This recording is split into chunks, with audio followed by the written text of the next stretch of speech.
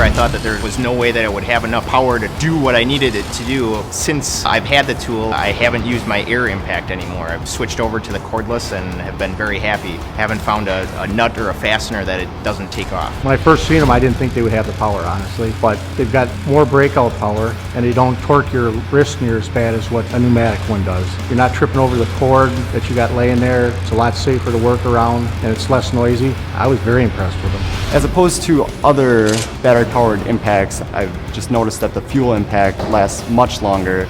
You don't need to constantly recharge the battery or swap out the battery. It has much more power than anything else I've seen on the market. We're running down the anchor bolts on all the columns, so we have quite a few of them here, and I think we might have swapped out maybe 3 batteries on all the anchors that we've done so far. So, and it seems to have a lot of torque to run everything down nice and tight. So far for a battery-operated impact, it's performing really well. Other cordless impacts I've used before, the batteries don't seem to last long, and the torque on the Milwaukee is really good. I mean, outperformed my expectations. Increases productivity. Well, any road calls, you got to go out, you got to start the compressor in the truck, get a cord out again. That takes a lot of time.